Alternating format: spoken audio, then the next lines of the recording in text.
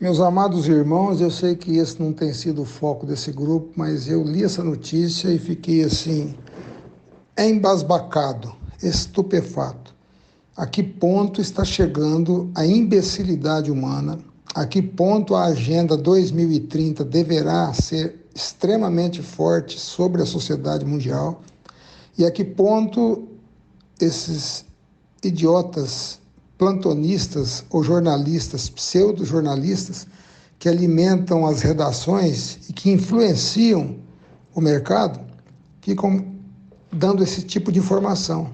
Talvez um dia eles vão comer apenas insetos, né? Insetos que serão produzidos e carne sintética. Que coisa horrorosa que é perceber Satanás empurrando goela abaixo uma coisa e não ter o que fazer. Só o Senhor que é soberano sobre todas as coisas e ele vai mudar um dia essa situação.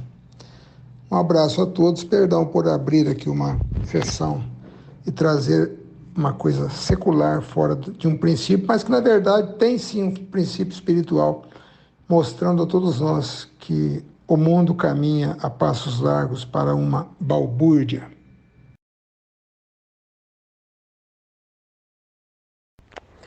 Morning, my friends. Tudo bem com vocês? Que o Senhor seja a luz de vocês. Friend Fusa, essa reportagem aí deve ser indigesta demais, né? Eu já vi alguma coisa assim. Tá tendo essa pauta agora. Eu não acompanho muito, eu não, sei, não sou muito voltado, não conheço muito, melhor dizendo, as questões, assim, sabe, políticas no campo perigoso, se eu posso dizer assim. Essa coisa da tendência mundial, mas é importante a gente estar meio que antenado nisso para a gente continuar mantendo o discernimento, né? Essa coisa da carne já vem um tempo falando, essa turma aí já vem um tempo falando de você no futuro comer insetos, de você comer certas coisas. Você vê que isso aí é fora da realidade bíblica, né? E não sei qual a necessidade ou qual a finalidade dessa né, de querer fazer com que as coisas sejam assim. Eu queria entender, se vocês até souberem, depois por favor me passem algum entendimento, alguma luz nessa questão, porque essa turma né, que está sendo aí a influência, o vento para o cenário político, por que elas querem tanto diminuir o consumo de carne ou afetar essa indústria ou afetar quem come carne? Muito estranho, no mínimo. Né? No mínimo para ser razoável.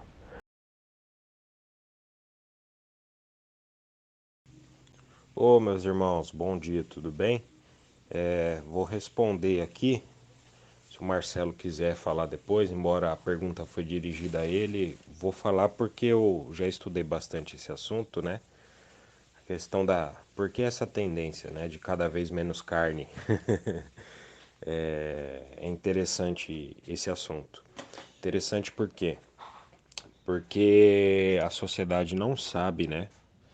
Não sabe o real motivo dessa tendência. O real motivo dessa tendência é tentar voltar para os dias anteriores ao dilúvio. Os antigos rabinos judeus, eles compreendiam muito bem essa questão da carne e da ausência da carne. Não é à toa que após o dilúvio, um dos primeiros mandamentos de Deus para Noé e sua família é coma carne. Então, não só questões para sobrevivência dentro de uma nova atmosfera, que a Terra mudou a atmosfera dela após o dilúvio, mas também por uma questão aí que é a questão principal, é um invólucro espiritual. Então, nos dias anteriores ao dilúvio, o homem não comia carne. Qual era o resultado? Havia um contato muito maior com o mundo espiritual, ao ponto dos anjos virem, terem relações, fazerem toda aquela arruaça que fizeram no mundo antediluviano, né? Então, a carne, os antigos rabinos judeus, eles viam a carne como uma espécie de invólucro mesmo, que barrava o contato com o mundo espiritual. Seja o mundo espiritual positivo, né? Vamos falar os anjos do Senhor e etc. Mas também com o mundo espiritual negativo, demônios, principados, potestades e etc. Então, o fato deles estarem propagando essa tendência de cada vez menos carne ou carne sintética, né, que tem um sabor de carne, e eles estarem vendendo essa ideia cada vez mais, veganismo, etc., é para que haja uma sociedade cada vez mais suscetível ao contato do mundo espiritual, só que esse contato não vai ser com com as hostes da bondade, né? Mas com as hostes espirituais da maldade, que eles vêm abrindo portais e etc, para que haja cada vez mais atuação e o tráfego demoníaco no mundo sem impedimentos.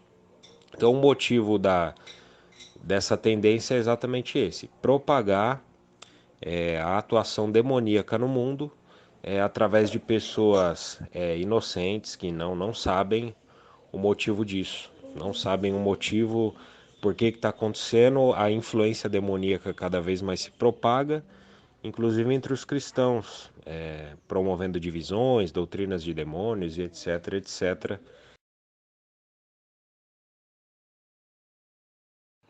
Meu irmão, eu tô impressionado com isso aqui, cara, que você falou. Eu imaginava que tinha alguma coisa relacionada ao dilúvio, né? Porque a gente sabe que a carne, o consumo da carne é ordenado a partir de Noé. Mas eu não fazia a menor ideia de que existe, sei lá, uma agenda, vamos dizer assim. Se eu estiver falando errado, depois você me corrija, você e os demais. É tipo uma agenda, padrão, uma coisa estabelecida para as pessoas voltarem a uma espécie de vegetarianismo, ou veganismo, e isso faz com que a pessoa fique fadada a ter mais abertura ao mundo espiritual. Rapaz! E faz todo sentido, porque o período pré-diluviano é o período que os seres angelicais tinham contato, né, com os homens, e muitas coisas aconteceram ali que às vezes a gente não tem todos os detalhes, mas por alguma inferência aqui e ali a gente consegue perceber. Eu fiquei impressionado em saber que existe, primeiro, em saber que havia essa tendência sobrenatural baseado aí no conceito judaico que você citou, né? Parecia que era uma visão até mesmo judaica, que você evitando a carne, você ficaria mais aberto ao mundo do espírito através de portais ou de contatos, seja com anjos caídos ou não, ou demônios, ou anjos santos, ou anjos neutros, se é que eu posso dizer assim, que tem hora que até parece que tem alguns anjos que não sabem nem que lado que eles estão. Queria também entender um pouco isso, até imaginava em algum momento aprofundar isso, não fiz, mas parece que tem alguns anjos que eles não são nem de cá nem de lá, não sei se eu estou falando a palavra certa, né? Mas parece que tem alguns anjos que podem, não sei se é isso, crer no Senhor, que eles entram na igreja, não sei, ouvem o evangelho, não sei, parece que a redenção do Senhor se estendeu também até as coisas celestiais. Fato é que, ainda voltando a esse tema, eu fiquei perplexo de saber isso. Por isso que hoje está em voga, né, essa coisa, quando fica meio globalizado, todo mundo está falando a mesma coisa, você está em voga, né, aquela pessoa de tatuagem, cabelo despenteado, camiseta larga, um piercing aqui e acolá, um cabelo cor-de-rosa, pink, roxo, em alguns casos, outros mais conservadores nem tanto, mas todo mundo com essa coisa de, né, proteger os animais, é lógico, friends, a gente tem que, né, tratar bem os animais, lógico, mas não é isso que está por trás, e é coisa mais séria. Sobre o que o Alisson falou, dos dias de Noé, é bem interessante. No livro As Grandes Profecias não, As Eras Mais Primitivas da Terra, no volume 2, quando o Pember começa a falar do espiritualismo, ele traz uma nota sobre esse assunto, né, que eu não preciso nem falar aqui, porque concorda com tudo que o Alisson disse. Eu só queria recomendar aos irmãos que quisessem ler, porque vale a pena. Agora tem uma coisa que agora eu vou contar com a ajuda e fazer um pedido aqui ao Friend Anderson, porque entre nós ele é o mestre da crítica textual neotestamentária, né? Eu aprendi com o irmão Gino muito sobre a crítica textual do Antigo Testamento, mas não deu tempo de aprender com ele sobre crítica textual do Novo Testamento. Mas Deus proveu o Friend Anderson, né? Graças ao Senhor. Eu queria agora pedir para o Friend Anderson, porque a nota que o Pember coloca sobre essa questão de comer carne, eu sei da verdade, como o Alisson falou, e é isso mesmo. Os judeus acreditam assim. O fato de em Gênesis Deus ter ordenado comer carne logo depois do dilúvio, logo depois do contato com os anjos caídos, porque a carne serviria como esse invólucro. O fato de no espiritualismo, nos altos graus, inclusive para fazer a chamada ectoplasma, né? Produzir ectoplasmia, as pessoas jejuam vários dias para colocar a psique em elevação, o espírito em elevação sobre a carne, para poder produzir fluido psíquico que vai ser usado para a ectoplasmia, o contato aumentar. Tudo isso é verdade, tanto pelos fatos do espiritualismo que rejeita a carne nos níveis mais altos, como pelo fato de em Gênesis 9, depois do contato dos anjos caídos com as mulheres, Deus ordenar o homem comer carne, a gente sabe que isso é verdade. E o que a tradição judaica fala, como o Alisson colocou. Mas o Pember cita a tradução de 1 Timóteo, quando Paulo fala que alguns homens, ensinados por demônios, proibiriam o comer carne e alimentos que Deus criou. Algumas traduções não trazem a palavra carne, trazem a palavra alimentos. E eu sei que a tradução King James, se eu não me engano é King James, eu tenho que conferir certinho, mas algumas versões usam especificamente a palavra carne. E eu queria saber quais dos manuscritos nesse assunto é mais confiável, porque a versão que o Pember usa, ele cita que tem a tradução que usa a palavra carne.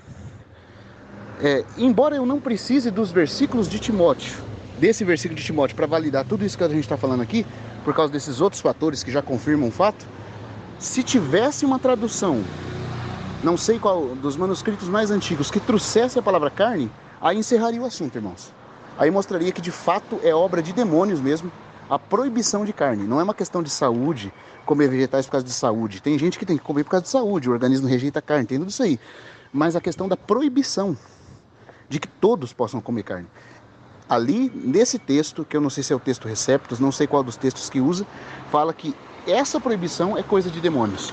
Só que tem outros textos no Novo Testamento que não usa a palavra carne, usa só a palavra alimentos. E como eu falei, embora eu não precise do texto de Timóteo para defender tudo isso por causa dos outros pontos que já foi colocado aqui, se o texto de Timóteo nos documentos mais antigos citasse a palavra carne, seria mais um peso, mais um fundamento para tudo isso que a gente está falando. E eu queria saber do Friend Anderson se ele já estudou, se ele tem como comparar isso com o Nest Allen, com 28ª edição, com outros documentos do aparato eclético, para saber qual palavra que realmente é citada ali. Fica aí meu pedido e meu agradecimento.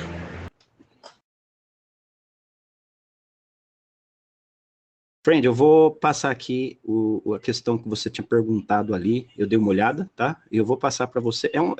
Não é uma questão de aparato crítico, você vai entender.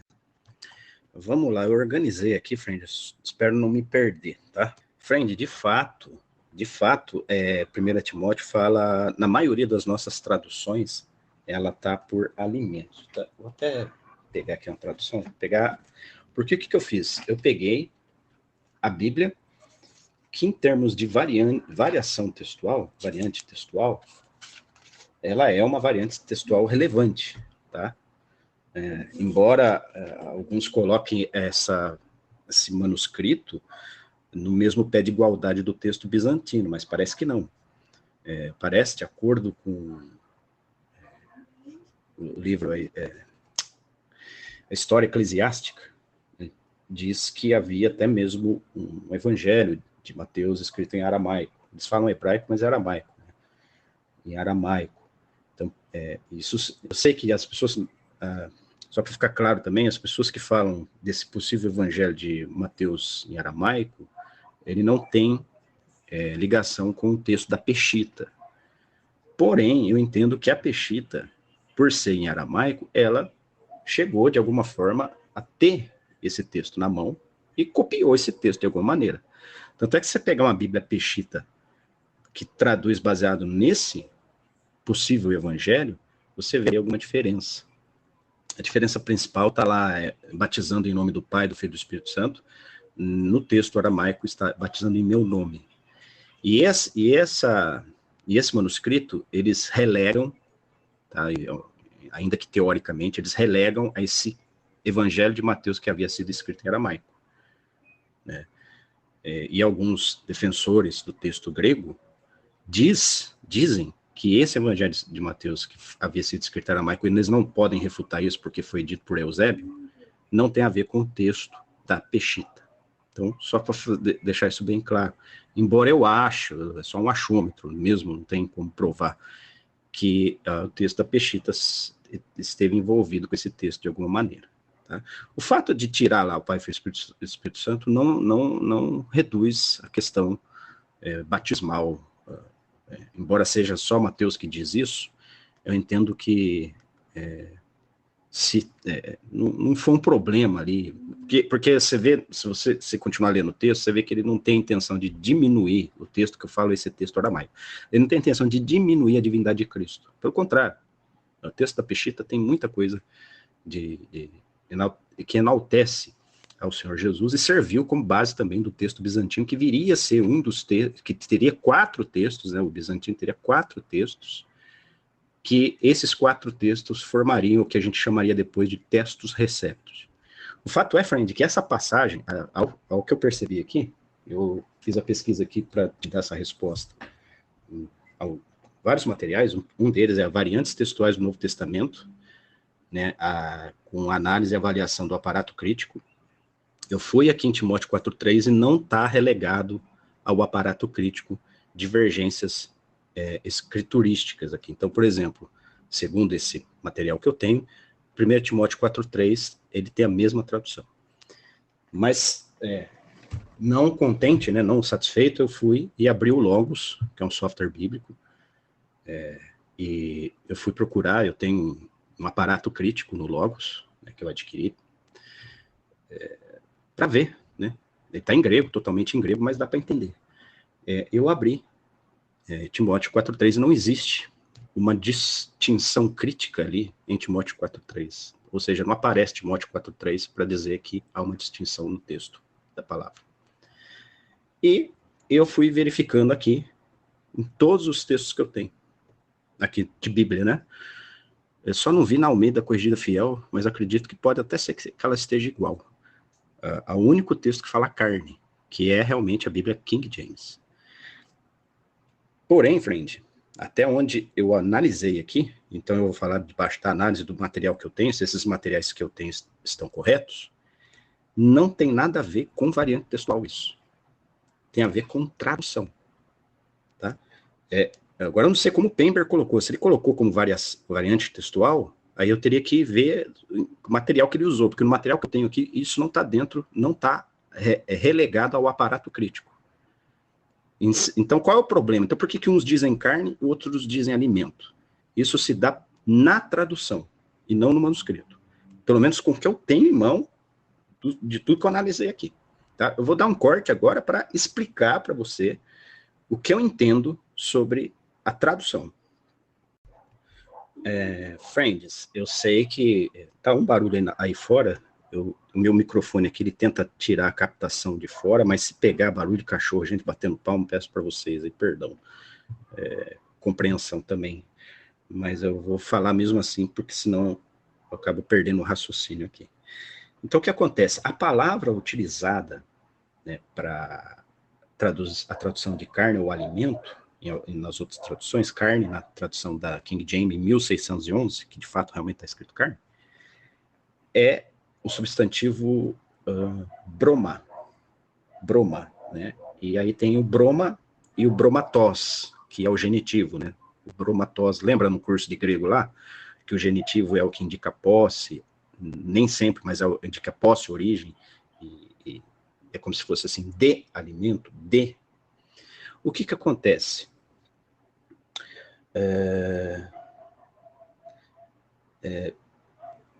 Então, aqui, como ele é um genitivo, então, em vez dele ficar broma, ele fica bromaton, porque está no plural. Genitivo no plural, ele sempre usa a terminação on. On. Igual in, no hebraico, ele sempre torna o substantivo pluralizado. No grego, o on torna o substantivo pluralizado com essa questão do genitivo. Por que eu estou dizendo isso? Porque a palavra pode ser traduzida por carne e pode ser traduzida por alimento sólido. Ela indica um alimento que tem solidez. E ela não pode ser, por exemplo, uma fruta, um alimento, uma hortaliça, um alimento sem solidez. Tá? A base para isso é a expressão, né, ela está sempre contrapondo um alimento fraco. Então, por exemplo, deixa eu ver aqui. Eu estou aqui no dicionário Lounida, tá? Esse dicionário aqui eu considero o melhor dicionário que a gente tem hoje de grego. Não é um léxico, é um dicionário. Ele é por domínio semântico. Então, o domínio semântico que vai falar aqui da carne é o 5.7. E aqui ele fala o seguinte: qualquer tipo de comida sólida, em especial carne. Alimento sólido, comida e carne. Então, veja bem, é aquilo que eu estava comentando com você. Ele tem a ver com um alimento com solidez. Então, ele contrapõe alimentos sem solidez. Então, eu vou aqui achar um texto aqui. Leite vos dei de beber, não alimento sólido. Então, ele fala aqui, ó, ele deu leite, mas não deu alimento sólido. O alimento sólido aqui é broma. Muito provavelmente o alimento sólido aqui só pode... Não tem outra opção, irmãos. Não é questão de sólido no sentido de ele ser sólido, no sentido de ele não ser líquido.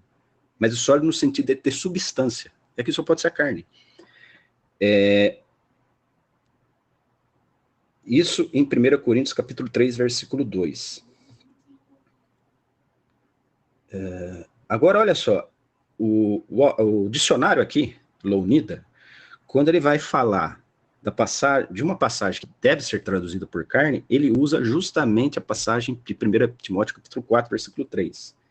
Porque diz assim, aqui, né? Abster-se de comer carne.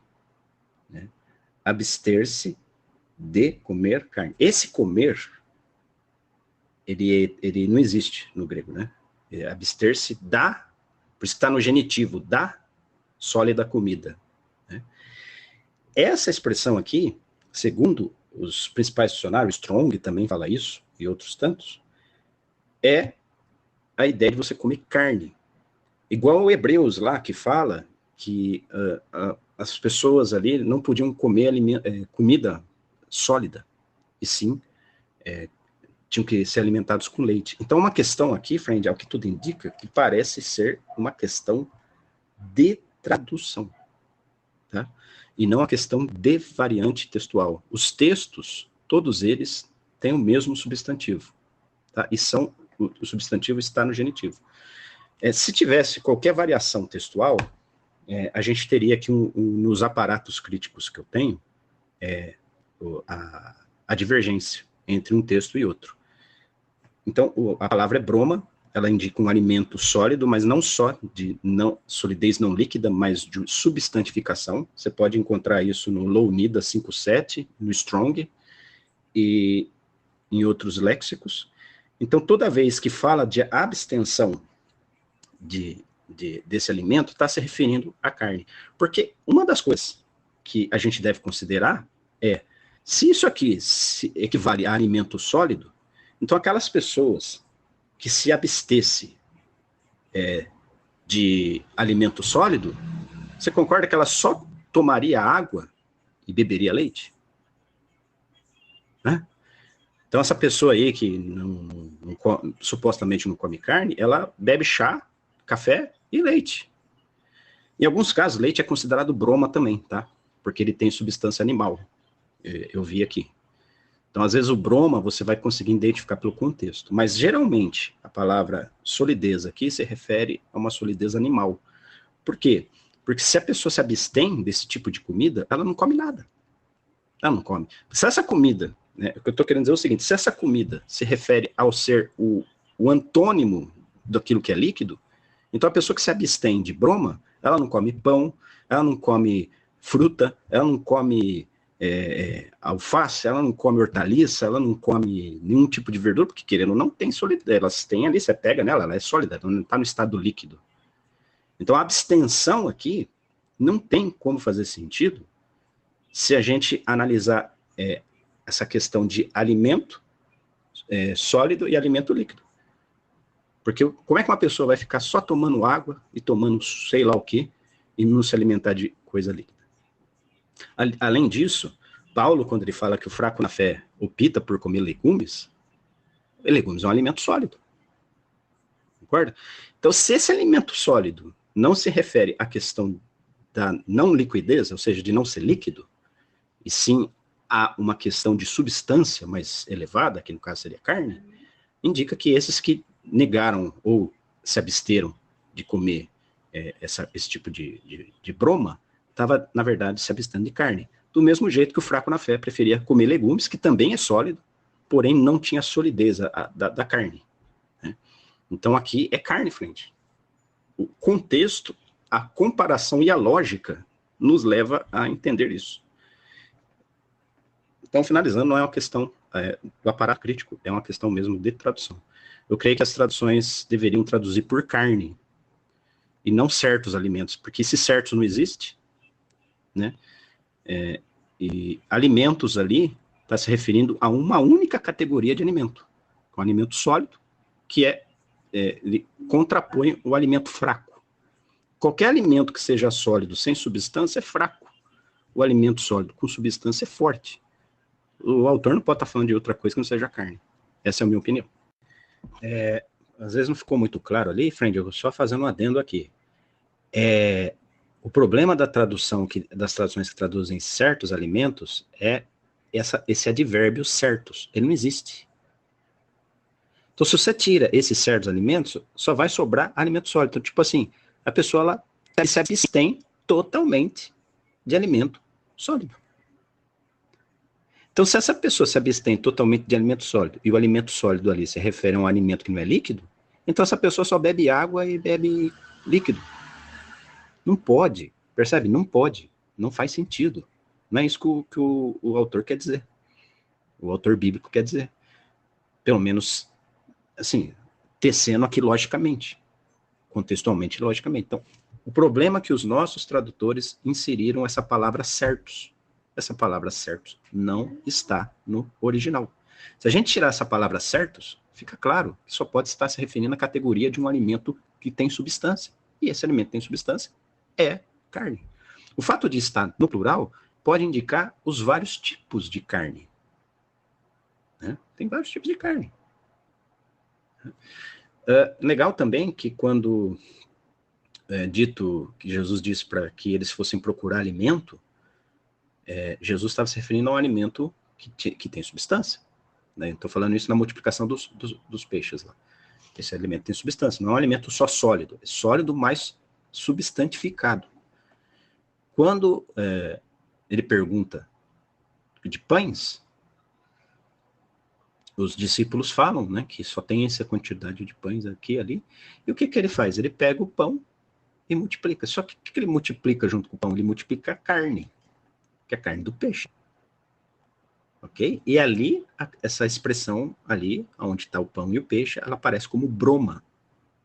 E tem que ser broma. Não pelo pão, mas muito mais pelo peixe. É lógico que o pão, sendo um alimento sólido, e tendo ali uma solidez, não parece estar sendo indicado como uma fonte de abstenção. Você já ouviu, em algum lugar, abster-se de pão? Exceto se você está fazendo jejum. Mas havia prática de pessoas que se abstinham de pão? Não. Agora havia a prática de pessoas se abstinham de carne. Né? Inclusive, Paulo chama essa pessoa de fraca na fé. Ela é fraca na fé por tirar da sua dieta a carne, e não por tirar da sua dieta qualquer alimento que não esteja no estado líquido. Porque ele cita o legumes, e o legumes a gente sabe que ele, em relação ao seu estado, ele é sólido. Tá, Fred? Só para fazer mais essa colocação e tentar ser um pouco mais claro. Valeu, meu amigo. E estou disposto aí também a ouvir os irmãos quanto a esse assunto, mas a questão do aparato crítico é essa. Se houver algum texto que coloca outra expressão que não seja broma, eu desconheço dentro do aparato crítico que eu tenho e do que eu analisei aqui. Mas pode ser que o Pember, se ele se refere isso ao aparato crítico, pode ser que ele tinha esse texto, que a gente não tem. Agora, King James, que é a que traduziu por carne, ela usa o mesmo manuscrito do Nestle Aland, que traduz também por broma, que está vertido por broma, e que algumas traduções pode traduzir por alimentos, certos alimentos. Então, a questão de carne é a tradução, e poderia ter uma Bíblia que usasse os manuscritos mais antigos, né, o Aleph, e os sinaíticos, e os efraimitas, e os papiros lá, mais antigos, e ainda assim poderia ter traduzido por carne. Beleza, friend? Acho que é isso. Friends, irmãos, eu acabei reouvindo meus áudios. Eu tenho essa prática para ver se eu não falo alguma bobagem, depois eu faço uma retificação, uma errata, uma reiteração, etc. É o caso, eu falei pensando numa coisa e saiu outra. Eu falei assim que a King James, só para não ficar nenhuma dúvida do que eu falei, a King James 1611 usa o mesmo manuscrito Nestle Aland. Não é isso. É que o manuscrito que a King James usou de 1611, herdado do Erasmo lá de Roterdã, que a gente chama de texto recebido, tem a mesma tradução do que a gente tem no Nestle Aland 28ª. Então, quando eu disse o mesmo manuscrito, eu quis dizer que é a mesma tradução, não tem diferença quando chega nessa parte de 1 Timóteo 4:3. Então, se a King James citada por o Sr. Pember for essa de 1611, ela está debaixo do mesmo aparato crítico do Nestle Aland 28ª edição, mesmo que o Nestle Aland se baseie no Código Sinaítico, no Códice Vaticanos, no Alexandrino e nos papiros mais antigos, tá bom? Só para não ficar nenhuma dúvida desse assunto e não ficar mal interpretado.